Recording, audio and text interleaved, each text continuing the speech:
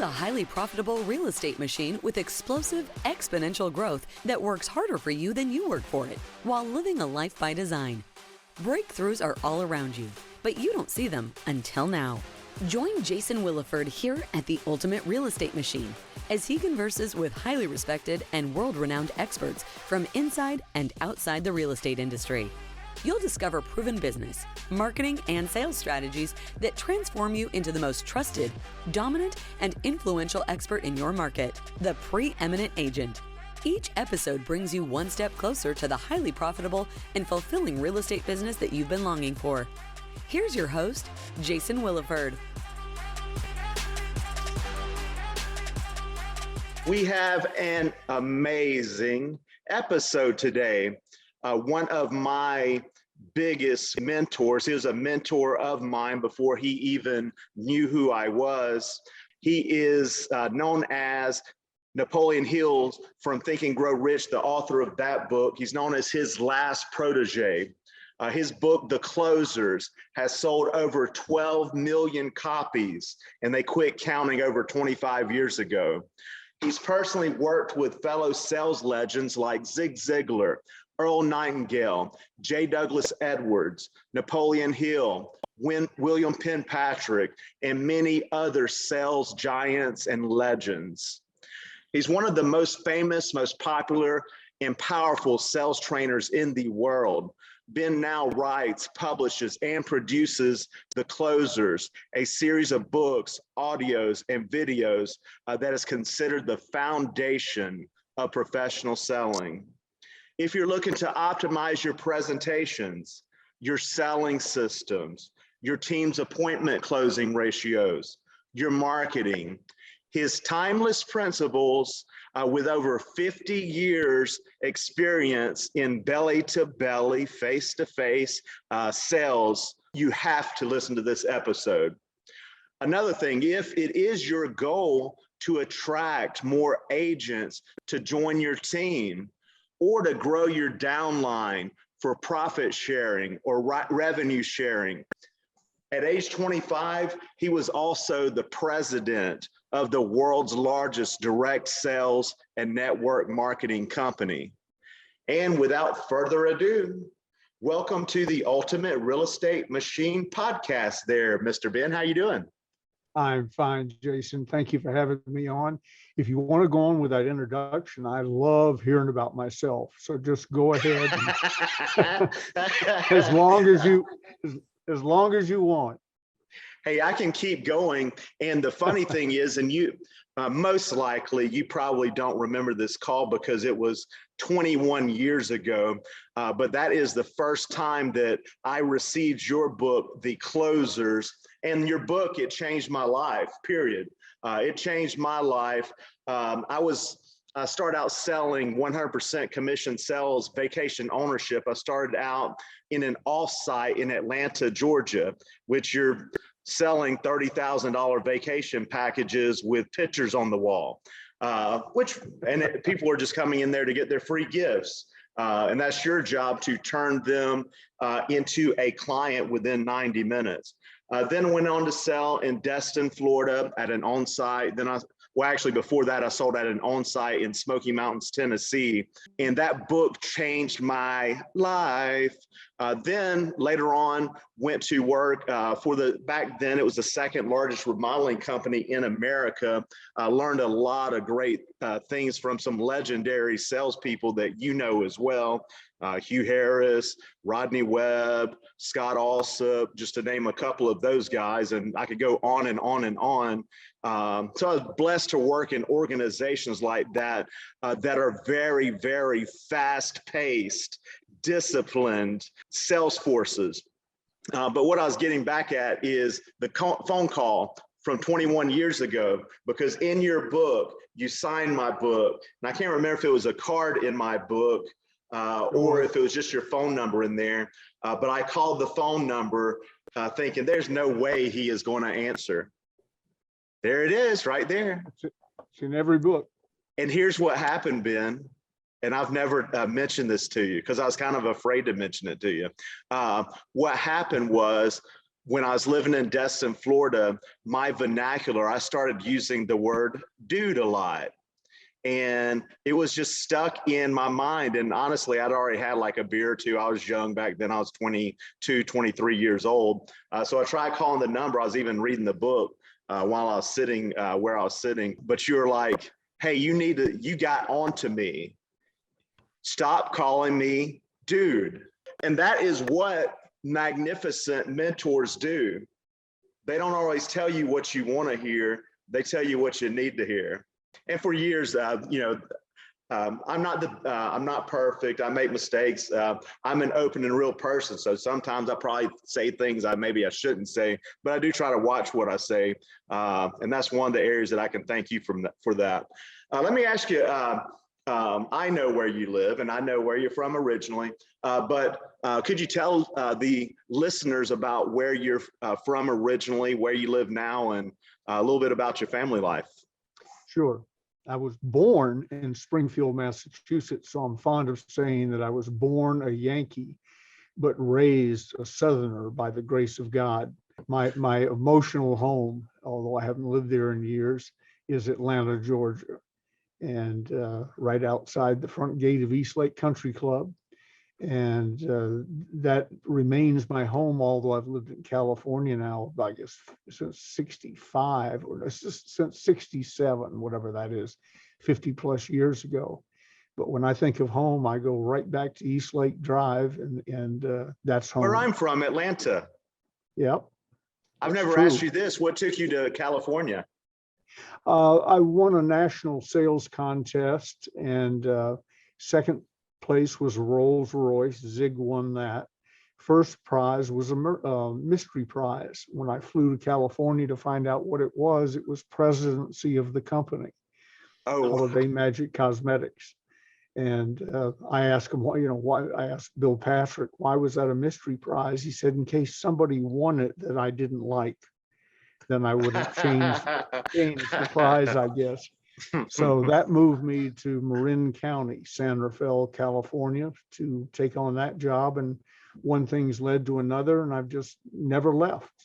That's amazing. And what we're going to get into today, everyone's going to absolutely love it. But we're actually going to take a quick dive into the book, The Closers, which I've never, ever done with you before, which I am excited to do.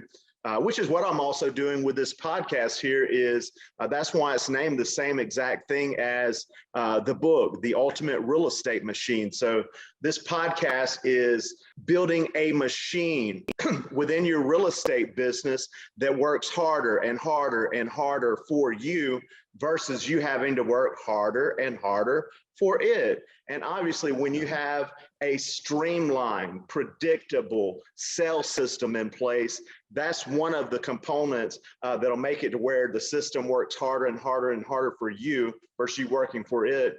Because when you have a predictable system in place, the system is perfectible, it's duplicatable, and it's measurable. So we'll be getting into that, but I did want to get into a little bit about how long have you been in sales?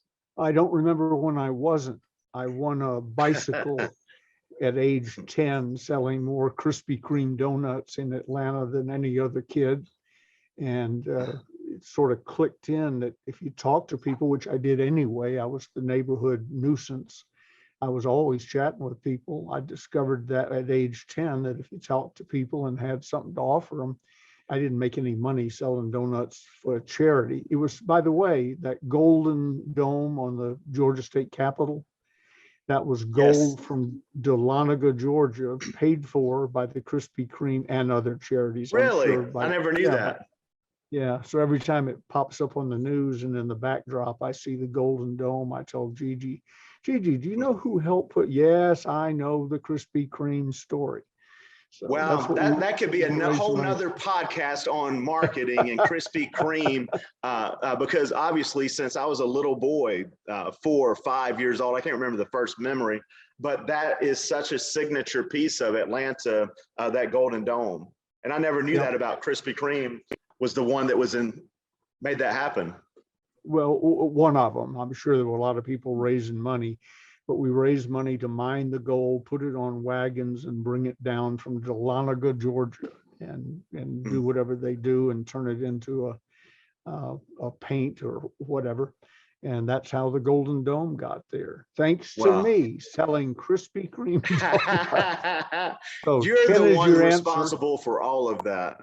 Yeah, 10 I'm is sure the you answer sold to a your lot of question. donuts that probably made a little ding into the Golden Dome there. I like to think at least a small piece of it is from my Krispy Kreme sales. And I sold those donuts, by the way, by my dad giving me a little script. That was my introduction to scripted selling. Then at 14, when I opened my lawn mowing business, I was the salesman, the inspector, and the collector. I split the money with the kids who did the work for me. And they made more percentage wise and gross than they would have on their own. And I made more, and I didn't have to mow lawns in the growing season. I'd have 20, 25 kids working for me. So, but again, a little script that he taught me.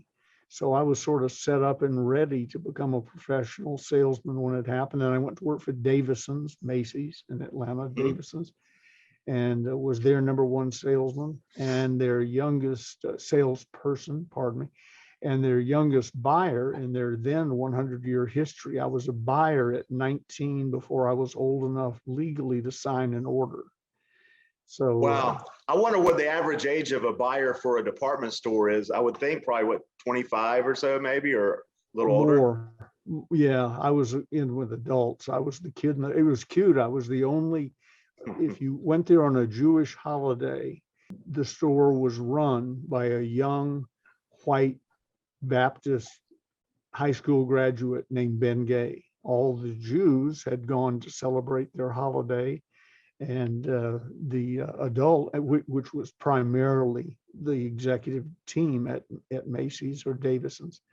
So you had to deal with this young, white, inexperienced kid. I think I had a flat top and acne, but I was in charge of the store 4 or 5 days a year. So it was sort of scary looking back. That's amazing. Hey, you worked with Zig Ziglar, and another thing that you are is an amazing storyteller. Like, I could sit here just like my grandfather, not saying that you're my grandfather's age, but I'm probably old enough like to my be. grandfather could tell stories forever and ever. And you've lived a blessed life, probably done a lot of things that maybe you never thought that you would do. A lot of my listeners would think is really cool hearing about what it was like working with Zig Ziglar. Well, Zig was a wonderful man. I met him Wednesday, September 15th, 1965 at noon at 1447 West Peachtree Street in Suite 300. So it made a little impact on me. Most people don't know that much detail. But it was because we both answered the same want ad in the Atlanta Journal-Constitution. Said, if you know anything about marketing plans, want to make more money, dial this number. I dialed it, wound up in a meeting with the guy who ran the ad, Zig, who also answered it. That must have been a great ad. All it said was, if you know anything about marketing plans and want to make more money, dial this number. I didn't know what a marketing plan was, but I was putting my wife through nursing school, so I needed more money. And tagging along with me was my soon-to-be business partner, my high school running buddy. He also worked for my father, Jimmy Rucker, the greatest salesman I ever personally worked with. And I walked in, shook hands with a lady and said, hi, I'm Ben Gay. And from behind me in a sofa, somebody laughed and said, Ben Gay. And I turned around, I'm used to Ben Gay jokes. I turned around and said, yeah, I'm Ben Gay, and reached out, shake his hand. I said, what's your name? He said, Zig Ziglar. I said, your name's Zig Ziglar and you're laughing at Ben Gay? You got to be kidding me. Well, Zig was 18 years older than I was, but he had not yet had his big hit. He was a cookware salesman in Columbia, South Carolina. So the reason I remember the day and all was it was the day that I joined the business that set it all on fire for me. 2 years later, I was president of the company, a millionaire, and traveling all over the world, giving speeches to tens of thousands of people at a time. It was just, I look back and I think, boy, I'm glad I didn't know what was about to happen. I probably wouldn't have had the nerve to get on the elevator and go up to that office. That's amazing. How approximately, and I know it's hard to track and measure like how many exactly people's lives that you've had influence from speaking from a stage, but do you know approximately like how many people that you may have spoken in front of through your lifetime? Yeah, I do, not because I kept a list, but because like a lot of things you look back and sort of figure out, I did so many a week for so long and so on. Yes. I've given 5,000 plus paid appearances in front of salespeople, and probably another 5,000 counting my prison work and charity work and service organizations and so on. And based on the average attendance, looking back, some crowds were 15, 16,000, some were 10 people. I figured it's Not about 10,000, but 10 people. 10 people. In Norway, we did, Gigi and I, my wife, went to Norway and did a series of seminars. The largest crowd I spoke to there was 15,000.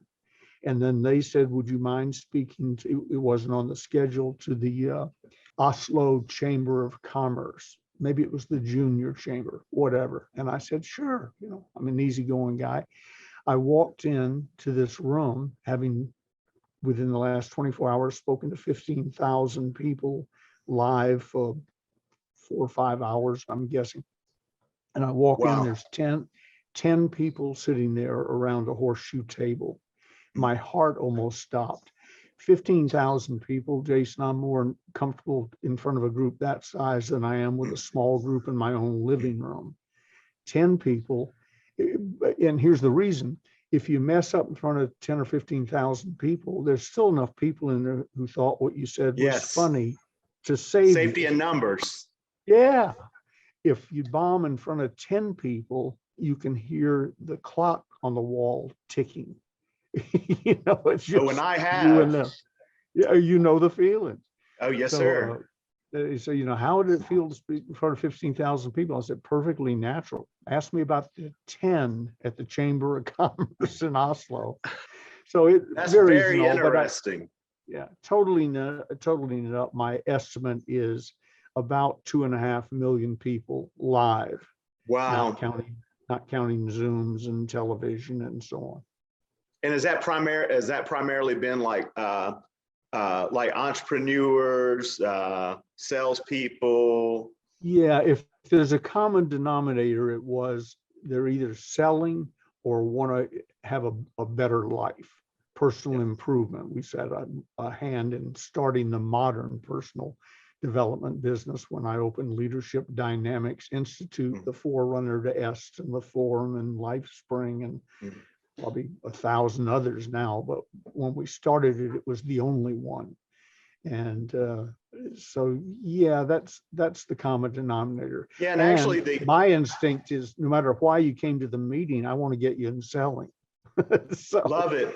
And that's one thing. Like when I first got your books, I was in vacation ownership, and later on went to the remodeling industry. And actually, the company that I worked for, they ended up hiring you as a direct personal mentor to the entire company. Now, this is a very, very, very fast-paced organization that had like their metrics on closing percentages, their call center, their sales systems were really dialed in, but they always look for the optimal, like how can we, there is no finish line with optimization, and they always wanted to get better, and they hired you to come in to make it better, which I was so excited back then because I was like, oh my geez, I can't believe that he's coming on. And I've never told you this part either, but like after you were with there for a while, I became an assistant general manager, and I was assistant AGM of a Birmingham location for the company. So as an AGM, I was a general manager, AGM, then back to general manager. You're in the hot seat when you're in a high-powered organization like that. But anyway, like we'd call out paychecks in the meeting, and I won't mention the gentleman's name, but my paycheck for that week was $9,900. And you were watching in, I don't think we even knew it, but you were watching in on that sales meeting, like through cameras that we had. And that is one thing that you did go back to coach the general manager. Hey, you should have given a little bit more of kudos, because he just had the biggest paycheck, like out of everyone, like blew everybody else's paycheck away. So, which I thought was profound, and not knocking that gentleman, because there's many things that I still have to learn, and I'm always learning, and I will be learning until, you know, I'm in the ground. So, but what's it like working with some of the powerful organizations that you worked with in the past, like as a professional consultant? Because they have to be doing reasonably well to bring me in, both attitude-wise and monetarily. Attitude-wise, meaning little bitty companies that are struggling can't afford to bring help in. They can't afford not to, but they don't know that because mentally they're sort of beaten down. So I tend to catch them when they're mid-size and can see the future, or already rolling. I've worked for some of the biggest companies in the world, and in the home remodeling field, Dixie Home Crafters, a great example, where I met you. The company was number 2, and before they hired you in the remodeling industry. Yeah, the great in example. the country. They were already doing fine before I got there. Yes. We helped them do even better. I keep holding this up because I'm a frustrated TV food shopper salesperson. This is the Closers Part 1, the vanguard of the Closers series. Hugh Harris, the CEO of Dixie Home Crafters, your friend, mentor, and boss, picked up his first copy of the Closers at a garage sale for 50 cents. And then we went on to do millions of dollars in business together and help him generate probably an extra 10 million, 100 million a year. So I call them hooks in the water. And it's one of the things salespeople watching this ought to understand. You want to make as many contacts as possible. And now with the internet and all, you can put them on drip marketing and stay in touch. The only way you get off of my list is to have somebody present a certified death certificate. Short of that, once I meet you, we're hooked up. And do that, because you never know. A 50-cent book in a garage sale. I have another 50-cent Speaking book. of 2 books, I wanted to mention 2 books. And there's one of the books that I was going to mention, the one that you just raised up if someone sees this by video, and it's Think and Grow Rich by Napoleon Hill. And Ben is known as Napoleon Hill's last protege. And a lot of the listeners and a lot of, honestly, I've never met a great entrepreneur, period, inside real estate, outside of real estate, that has not read Think and Grow Rich. Yeah. And you were his last protege and worked directly with him. Can you tell me a little bit about that? Yeah, he was given to me as a gift by William Penpatrick, the owner of Holiday Magic Cosmetics. He made me president of the company, and I was doing a fine job.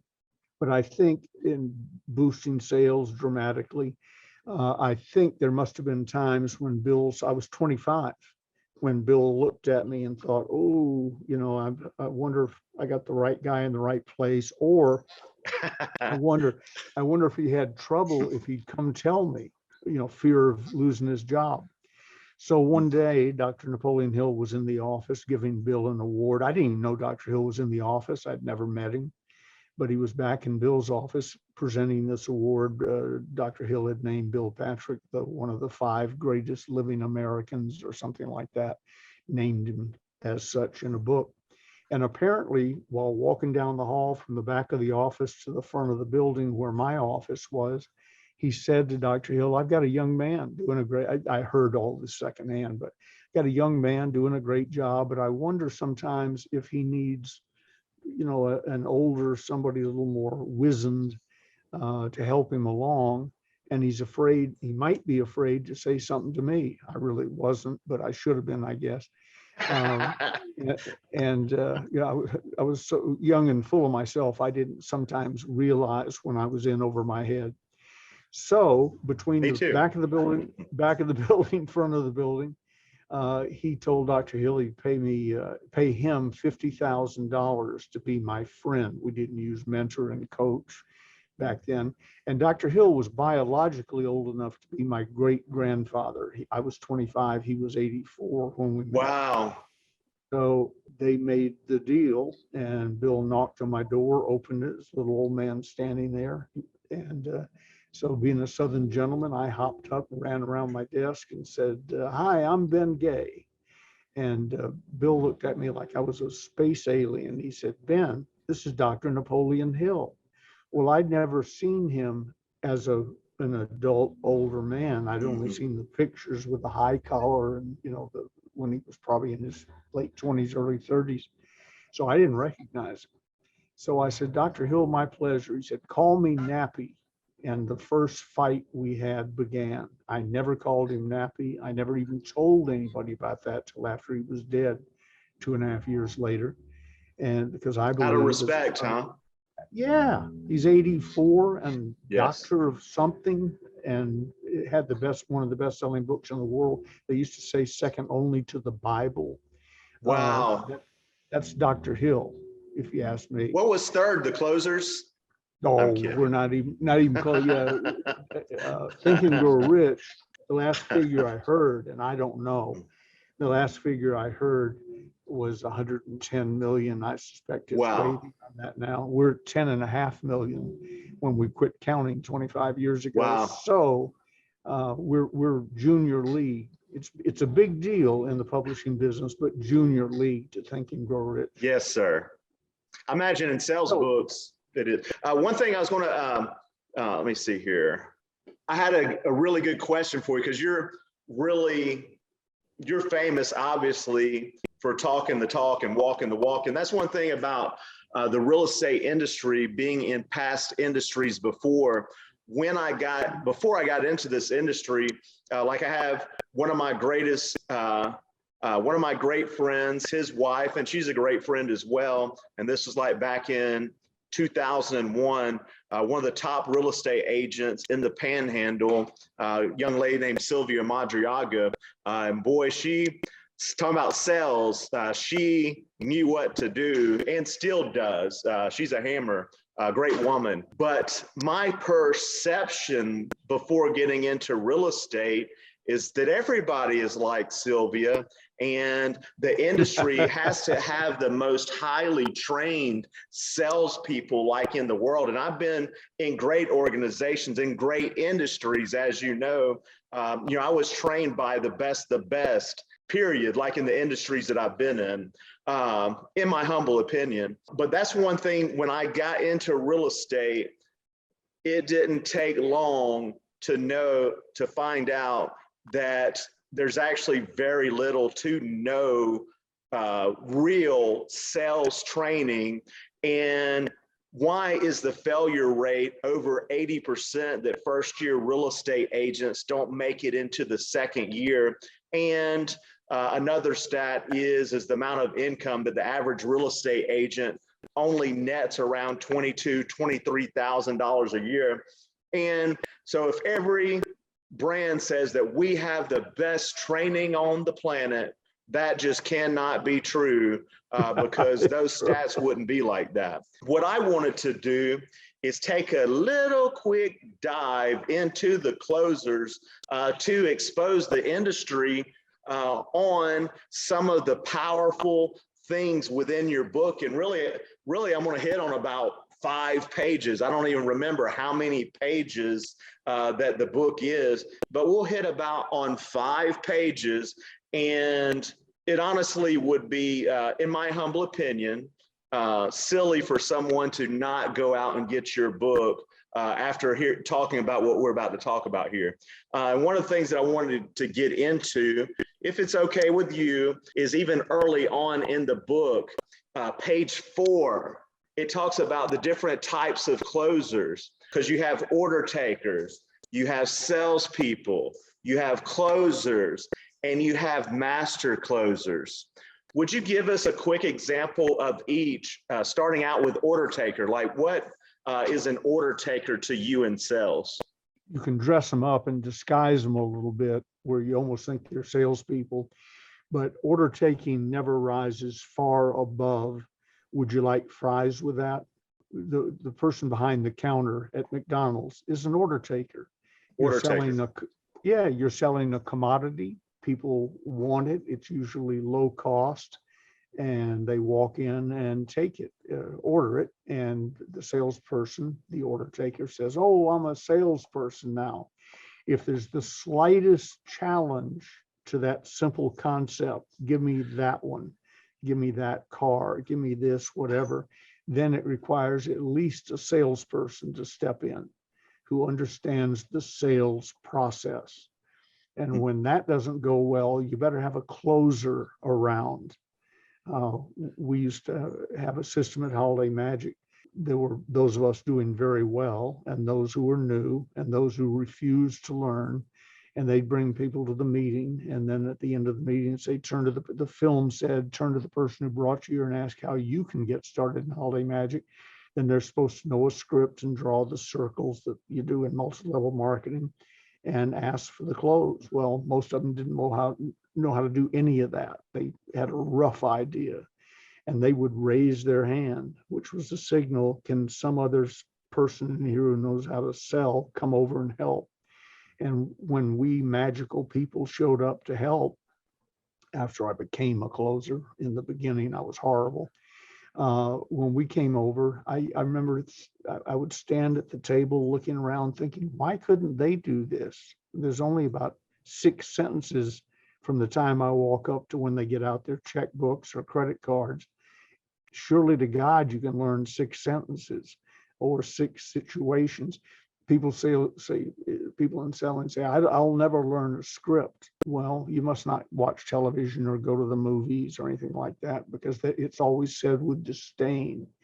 Well, if you've been in selling over 30 days, you're on a script. You tend to say the same thing to the people at the same situation or the same circumstances. The question is, are you on a good script that's been tested and proven? I call them script chunks. I don't go, hi, my name's Ben Gay, and 40 minutes later, stop talking and ask for the payment. But my opening is always the same. And the next step is the same. And then I always tell the story of Hal Holbrook, who did Mark Twain. He memorized 9.5 hours of material, Mark Twain, word for word. And then he used script chunks. He walked on stage, used the same short story to open every presentation, and he listened to the audience's reaction. Their reaction determined the next script chunk they were going to hear. In other words, the next story. Mine is, I say in so many words, if it's 1-to-1, I go, I'm Ben Gay, just like the back rub. And I gesture with my arm and show rubbing ointment into my arm. Just like the back rub. I don't want them wondering about my funny name when I'm starting to sell, and it's a great icebreaker. On stage, I wrote my script for my introduction, unlike you ad-libbed yours, and I was thrilled. But if we were in a seminar, there's a prepared introduction they give word for word. A couple of times when they ad-libbed and did a bad job, I didn't stand up when they introduced me. Ben, are you coming up? I said, yeah, after you read the introduction I gave you, I am. And so they go back and read the introduction. The introduction always gets a standing ovation. So I walk on stage after that, and I say, as soon as it starts to die down and they are starting to sit down, I say, all right, let's get this Ben Gay thing out of the way. They laugh, and depending on the volume of their laugh, and the enthusiasm and how long it lasts determines the next script chunk I use. Whatever it is, it's word for word the same thing I've been doing in the previous 5,000 plus appearances. It's proven, it's tested, I know it works. So why would I wing it in certain situations? Now, that's true on the salesman side. Let me tell you that the prospects have about, 5 to 10 standard objections for not taking action. It's the same, it's like they went to prospect school. The same 5 to 10 objections in whatever business you're in, may vary industry by industry, but they're the same. Since you know that they're going to use one of 5 or 10 objections, why wouldn't you already have the prepared answers for those? In other words, if somebody says, I want to think about it, that's common in every business. Why wouldn't you have a response prepared for, I want to think about it? Be stupid not to. And above master closer, which is next on that list you just gave me, is one that's not in the closers part 1, but it is the last chapter in the closers part 2. It's called sales infiltration. And because I am a master, I'm all of the above. You want to give me a simple order, I'll take it. I got no pride. I'll be an order taker. I'll be a salesperson. I'll be a closer. I'll be a master closer. But what I really am is a sales infiltrator. And that's the reason my big ticket closing percentage, big ticket, whichever business we're talking about at any given time, is 86%. Been that way for years. Can't get it up to 87 for any length of time. Never goes beneath 85. The percentage of people who listen to my presentation and say, sure, I'll take it. Now, one of the reasons people drop out of selling is rejection, either fear of, they don't even last long enough to be rejected, or they get rejected one too many times and they drop out. My closing percent at 86% is impressive. Some people don't even believe it, but I've charted it. Trust me, it's true. But I've given over 100, not counting group presentations, big crowds, I've given over 100,000 face-to-face presentations. And with an 86% closing rate, that means that 14,000 people have heard the fantastic Ben Gay sales presentation and said no. 14,000. So if I were subject to rejection phobia, I wouldn't have been in the business long. Back in the early days, it was 100% rejection. And then finally 95%, and then down to 90 and so on. So those are the levels of closers, and it's based on skill. People say, how are you successful in selling? Here's my secret. 85% of all problems that's an estimate, but it's a very close estimate. 85% of all problems in selling go away if you sell a quality product that's competitively priced, doesn't have to be the cheapest, and you're talking to people qualified to buy it, either qualified, religiously, financially, geographically, whatever it is, qualified to buy the product. They could say yes if properly inspired. 85% of problems are gone.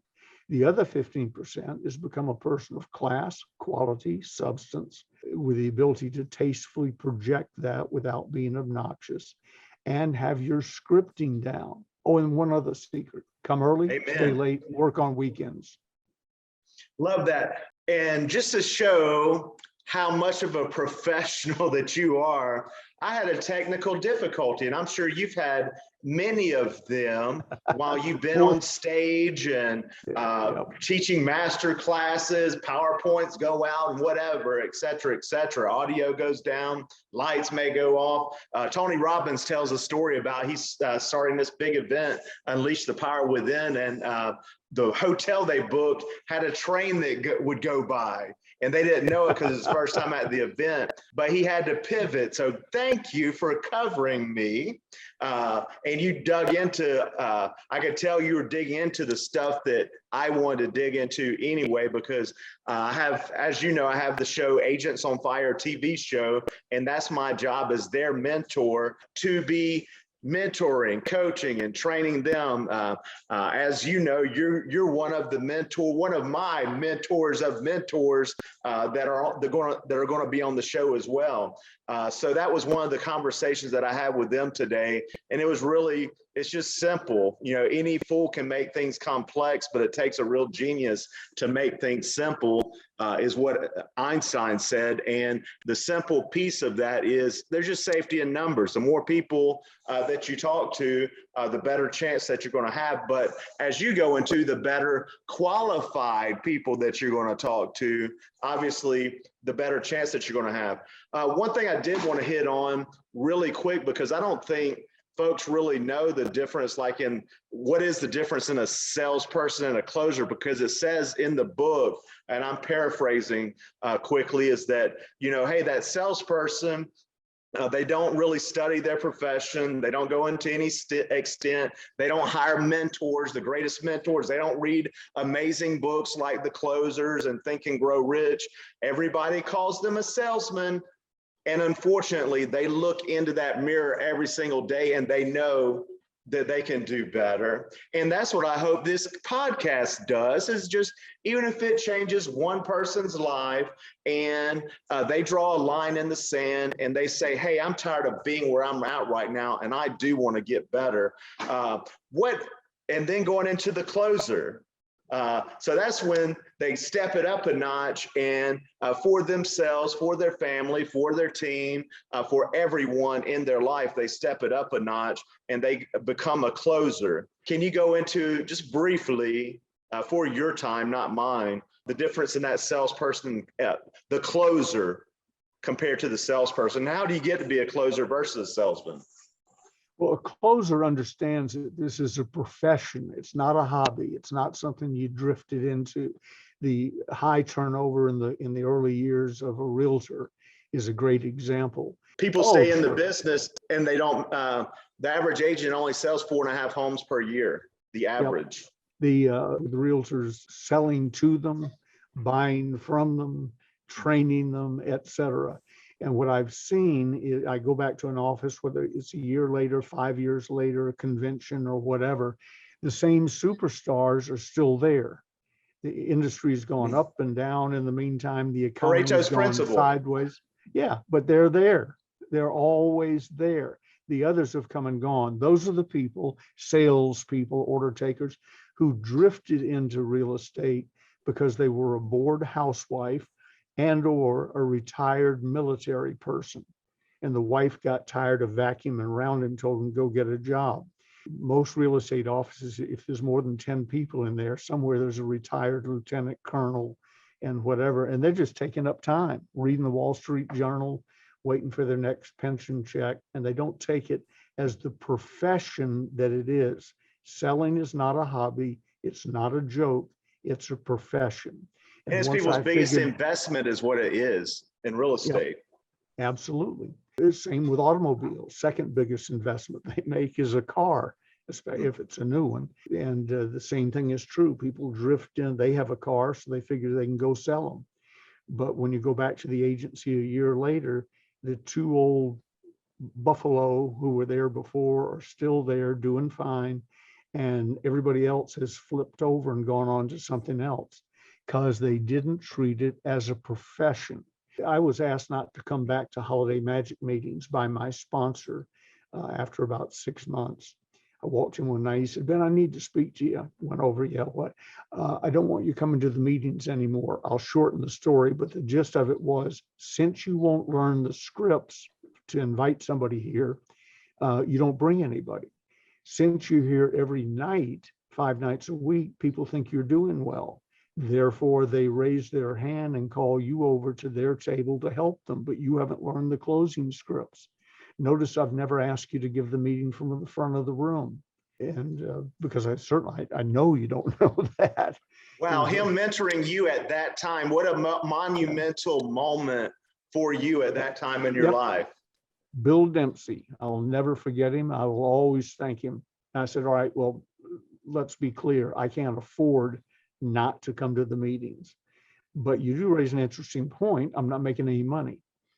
What do I do? He said, go learn the scripts. And when you've learned the scripts, can stand in front of my desk and give them to me word for word, not or thought for thought, word for word. I'll let you come back to the meeting. It's about 10 days later, I passed that hurdle. I said, what do I do now? He said, go take the invitation script and talk to some people you don't know. You probably worn out all the ones you do know. So let's go find some new people. Then 4 or 5 nights later, I walked into the Georgian Terrace Hotel in Atlanta with 5 buying units. All 4 of the 5 got out their checkbooks. I'm not saying credit cards often, because back then we didn't have a lot of credit cards. Diners Club was Stroked a check. Yeah, you carried your checkbook with you.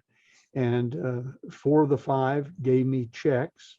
1 needed a few days for financing, but the end result was, because I learned the scripts, A, I bought 5 people, B, I closed 5 people, C, I made more money that night than I was making a year at my regular job. Wow. And it clicked on me, oh, this is serious business and you can learn it. And then later in real estate, you just drove something home for me deeper in real estate, which, even talking about Pareto's principle, the top 20% in real estate, I would say probably a good bit of those are currently probably maybe in the salesperson stage, then getting like up to the top 10% or really top 5%, you're getting into closers, and possibly the top 1%. Some of those are master closers, getting into the king of selling, like who is that number one, like heavy hitter in brokerage out of 300 agents in that local market. They are most likely the king of selling, the master closer.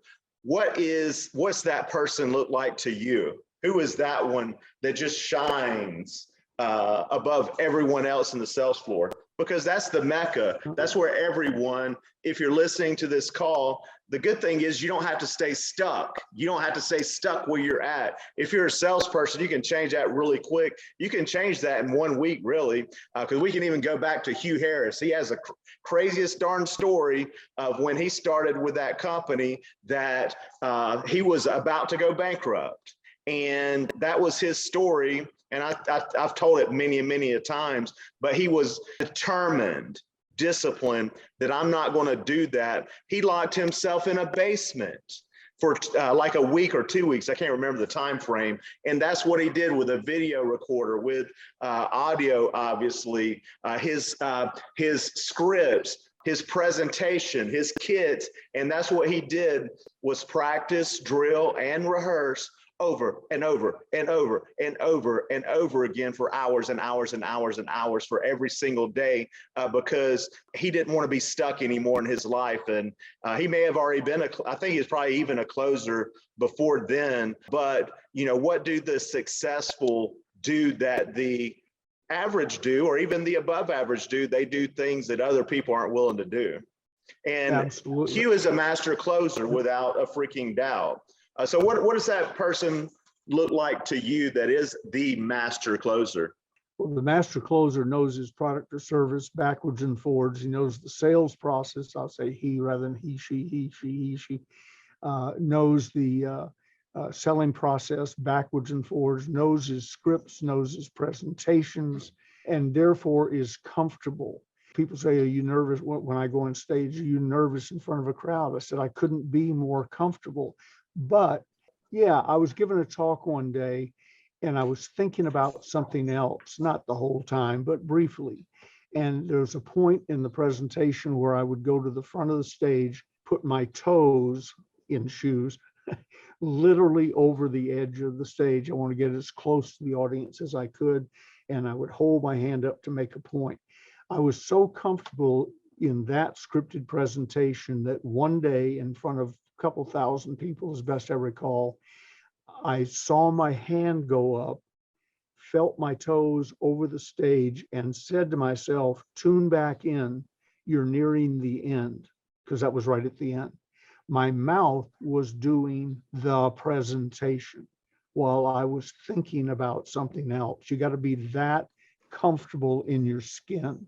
confident. Unconsciously competent. Yeah. It's second nature to you.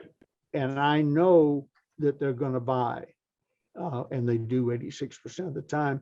So I'm not, oh my God, I hope he doesn't ask this, ask this, ask this. No matter what he or she asks, I already have an answer for it. They're not the first person to bring that up. So I'm ready, I'm prepared. And if it's on the phone, I'm a paper and pen guy, and somebody else can type it in. If we're on the phone where they can't see me, I'm writing the order up. I feel the atmospheric pressure change. I know they bought, whether they do it or not, whether they do or not, and certainly whether they've admitted it or not. And I'm starting to write because I know they've bought. I'm that comfortable with the process. Now, I don't sell crap. I don't sell Yugos. I don't sell things that I know only don't products work. you believe in. Right. Absolutely. And your passion and your heart is in it. You know it's the best thing for the client. Yes, and therefore we were talking about the difference with master closer and joint. Let me just touch on one last thing. They have the courage, doesn't take any courage once you're a master closer, but to keep it simple where everybody can understand it, they have the courage to ask for the order.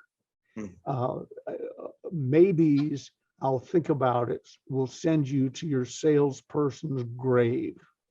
I would rather have a firm yes or a firm no now, so I know what to do with the rest of my day. Maybe is a no. Maybe means no. Yeah, well, it does, but at the that average point, person doesn't know that. So they think they still have a live sale. I talked to a person yesterday who wants to sell us some web service or something, and polite guy. So I said something that indicated it wasn't an absolute no. I didn't want to be rude. I know in my heart, because he wasn't listening carefully, I'm in a prospect file somewhere that he's told, I got these 20, they're all going to buy. I haven't bought yet, but they're all going to buy. I'm in those 20, in that 20, and I'm not going to buy. So he's going to waste time on me until I recognize his voice, think about it again, in which case I am kind enough to say to salespeople, it's not going to work. I'm not financial planners call me. His name is P. Michael Hunt. P. Michael, I kid him because he doesn't like to be called Mike or Michael. So he started signing his letters P. Michael Hunt. So I call him P. Michael. There is nothing, Jason, not even you, and we've been good buddies for 22 years. There's nothing you could say to get my financial planning away from P. Michael Hunt. He's my dear friend. He's never led me astray. He's done, yeah, exactly. He's done me favors.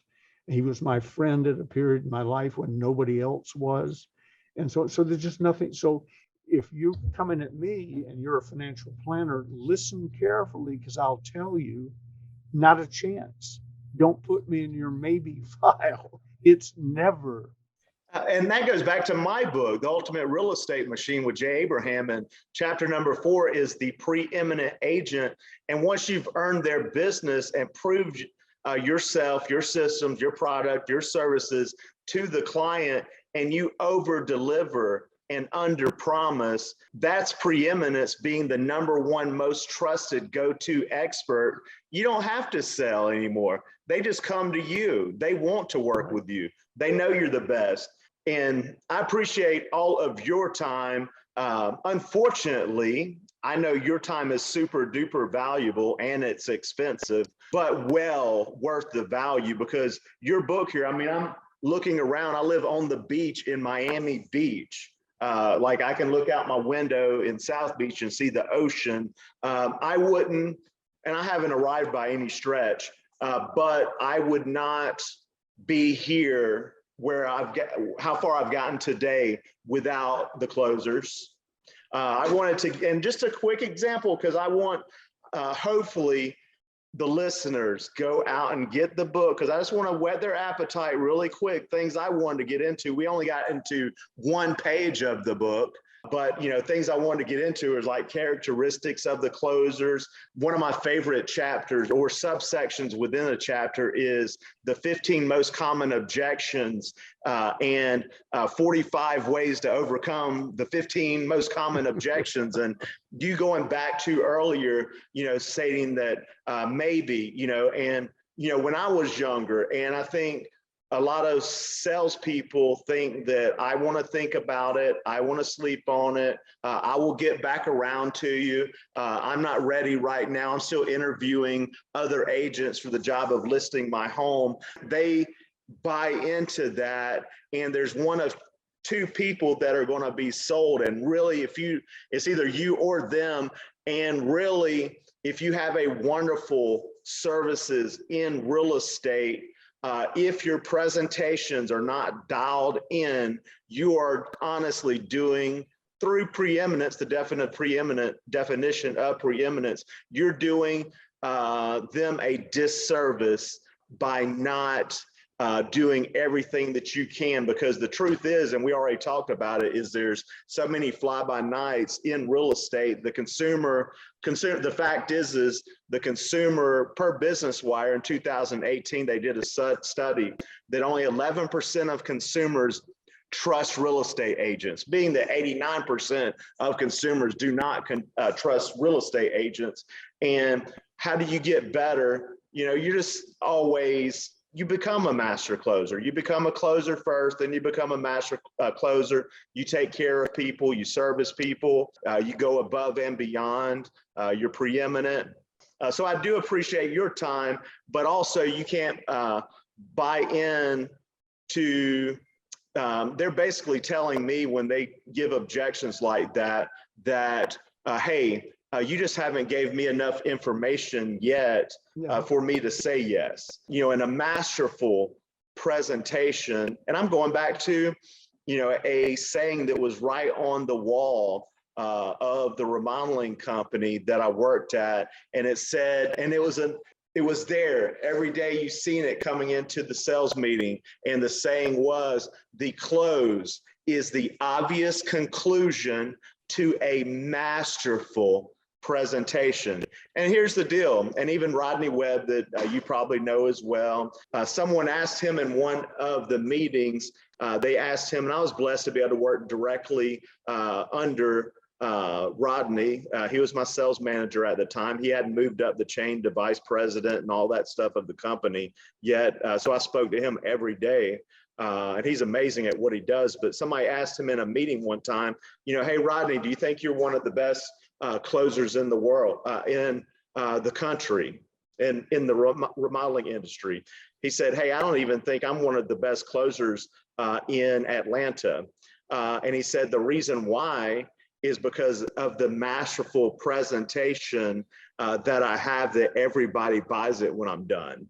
And that's what your book teaches people, not to give hard close sales tactics and be a high pressured salesperson. Your book teaches people how to give a masterful presentation, but also psychological triggers. Like another one of my favorite chapters is the categories and types of customers, like going into the psychology of, how does an engineer think by trade? How does an engineer think? How does an accountant think? How does someone in the military think? How does another person think when they're going to buy something?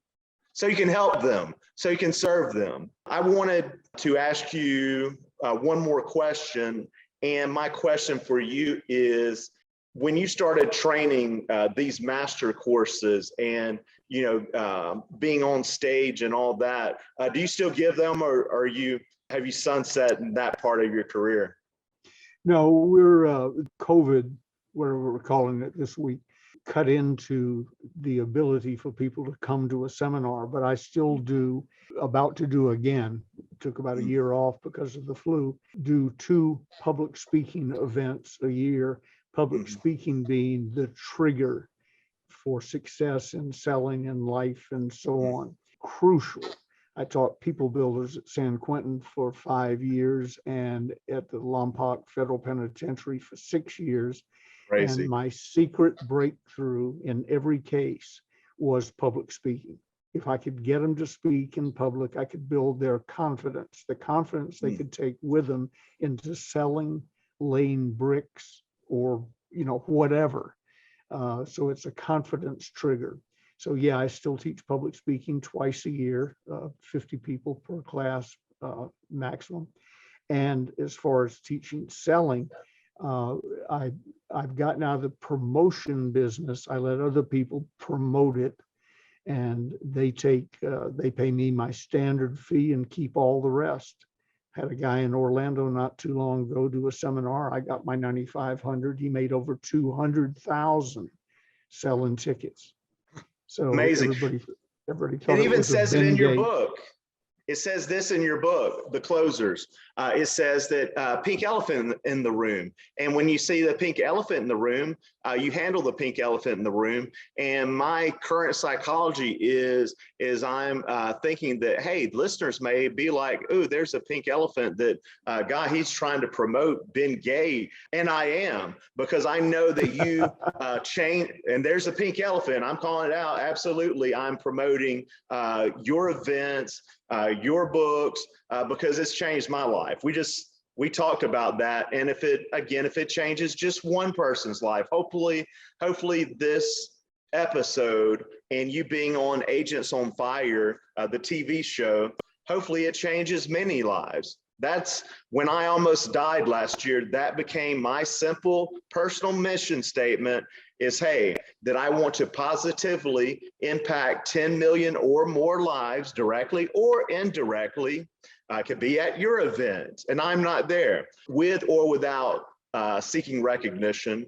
And my question for you to wrap up is, would the book be the best place to start, or would one of your events be the best place to start? Which I think the book is only what, $20 or $25 or so.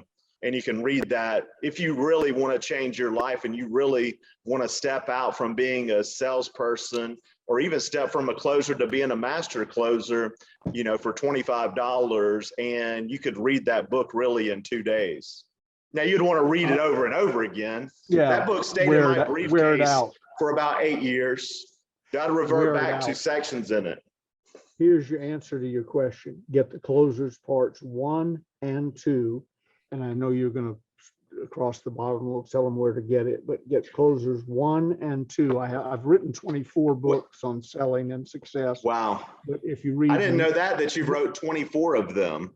Yeah, Ghost written about 12, and the other 12 are in my name, 5 that we actively promote today. So I got 22 more books to read. Yeah. What's wrong with you?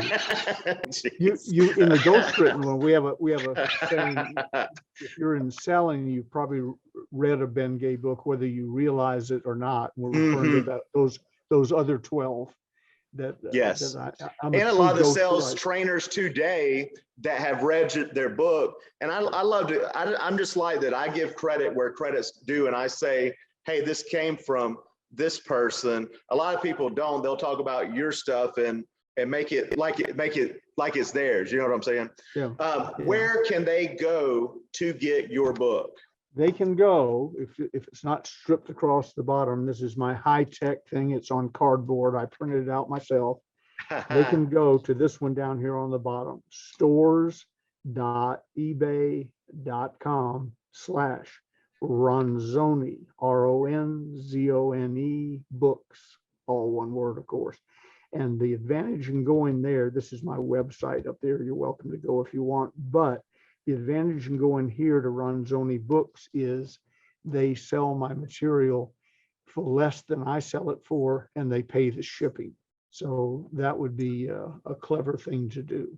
Well, there's also a special lady that is probably in the background saying, you better send them to. That's my embezzler wife, Gigi Ronzoni. And the reason she can sell them cheaper than I do is she steals them from the warehouse. How long have y'all been married, really quick? I know you got to go. I've been pursuing her for 40 years when I first moved to this area and so on, but I married her. I finally trapped her 25 years ago. That's awesome.